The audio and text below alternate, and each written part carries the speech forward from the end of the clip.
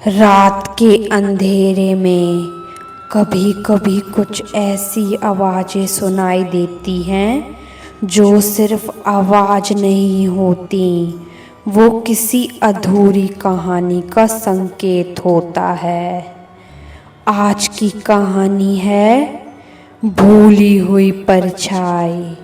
ये कहानी एक ऐसे लड़के की है जिसे हर रात अपने कमरे की दीवार पर एक परछाई दिखाई देती है।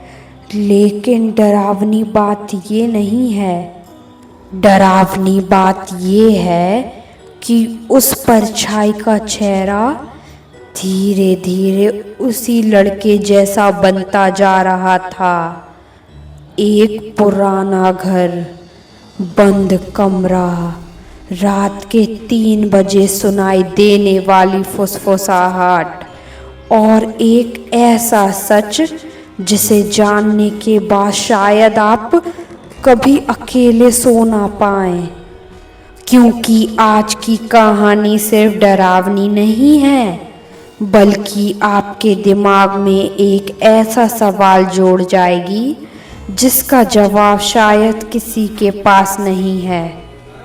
अंश एक साधारण लड़का था। वो अपनी माँ के साथ शहर से दूर एक पुराने घर में रहने आया था। उसके पिता की मौत के बाद उसकी माँ ने वो घर बहुत सस्ते में खरीदा था। घर बड़ा था लेकिन अजीब तरह से शांत। पहली रात अंश को लगा जैसे कोई उसके कमरे के बाहर चल रहा है। टक टक टक। उसने दरवाज़ा खोला लेकिन बाहर कोई नहीं था। अगली रात उसे दीवार पर एक काली परछाई दिखाई दी। वो इंसान जैसी थी लेकिन उसका चेहरा दिखाई नहीं दे रहा था। अंश डर गया। उसने तुरंत लाइट चालू की और परछाई गायब हो गई। सुबह उसने अपनी माँ को बताया लेकिन माँ हंसने लगी। पुराना घर है बेटा, वहम होगा। लेकिन अंश जानता था वो कोई वहम नहीं था। तीसरी रात के ठीक 3 बजे उसकी आँख खुली। कमरे में बहुत ठंड थी। उसने देखा कमरे के कोने में वही परछाई खड़ी थी। इस बार वो पहले से ज़्यादा साफ दिखाई दे रही थी और सबसे डरावनी बात, उसका चेहरा धीरे धीरे अंश जैसा बन रहा था। अंश डर के मारे चिल्लाया। उसकी माँ दौड़कर कमरे में आई, लेकिन जैसे ही माँ अंदर गई परछाई गायब हो गई।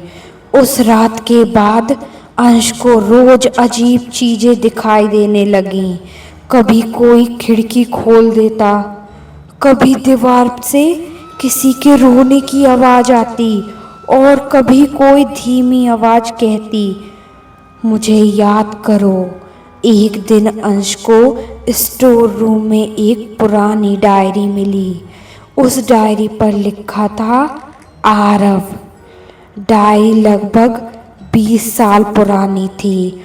उसमें लिखा था, इस घर में कोई है जो मेरी परछाई बन चुका है। अंश के हाथ कांपने लगे। डायरी में आगे लिखा था, अगर ये कहानी किसी को मिले तो कभी तीसरे कमरे का दरवाज़ा मत खोलना। अंश डर गया, लेकिन उसके मन में एक सवाल उठ गया, तीसरे कमरे में क्या था। उस रात फिर वही आवाज़ आई, दरवाज़ा खोलो। अंश धीरे धीरे उस बंद कमरे के पास गया। दरवाज़ा पुराना था, उस पर अजीब निशान बने हुए थे। अंश ने जैसे ही दरवाज़ा खोला, कमरे से बर्फ जैसी ठंडी हवा बाहर आई। अंदर पूरा कमरा धूल से भरा था, लेकिन कमरे की दीवार पर एक बहुत बड़ी काली परछाई बनी हुई थी और अचानक दीवार पर लिखे शब्द चमकने लगे। वो वापस आ गया है। अंश पीछे हटने लगा। तभी दरवाजा अपने आप बंद हो गया, कमरे के अंदर फैल गया। और फिर उसी अंधेरे में किसी ने धीरे से कहा, अंश। वो आवाज बिल्कुल अंश जैसी थी। अंश कांप गया। उसने मोबाइल की फ्लैशलाइट जलाई, लेकिन जो उसने देखा, उसे देखकर उसके पैरों तले जमीन खिसक गई। उसके सामने वही परछाई थी, लेकिन अब उसका चेहरा पूरी तरह अंश जैसा बन चुका था। वो मुस्कुरा रहा था। धीरे धीरे वो अंश के पास आने लगा। अंश ने दरवाजा खोलने की कोशिश की, लेकिन दरवाजा नहीं खुला। तभी परछाई बोली, मैं इस घर की असली परछाई हूँ और अब तुम मेरी जगह लोगे। अचानक कमरे की दीवार से चीखने की आवाज आने लगी। अंश जोर जोर से चिल्लाने लगा। तभी उसकी नज़र एक पुराने आईने पर पड़ी। आईने में वो परछाई दिखाई नहीं दे रही थी। अंश समझ गया ये कोई आत्मा थी। उसने तुरंत आईना परछाई की तरफ घुमा दिया। जैसे ही परछाई ने खुद को आईने में देखा, वो जोर जोर से चीखने लगी। पूरा कमरा हिलने लगा। दीवार से काला धुआं निकलने लगा और अगले ही पल परछाई अचानक गायब हो गई। दरवाजा खुल गया। अंश भागता हुआ बाहर गया।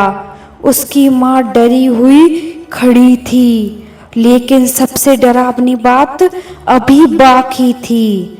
सुबह जब अंश उठा तो उसने आईने में खुद को देखा।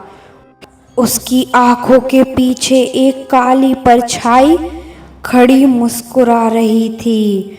और तभी उसके कान में फिर वही आवाज आई, मैं अभी भी यही हूँ। तो दोस्तों, ये थी कहानी भूली हुई परछाई की। लेकिन सोचिए, अगर हर इंसान की एक ऐसी परछाई हो तो सही समय का इंतज़ार कर रही होगी। तो क्या सच में हम कभी अकेले होते हैं?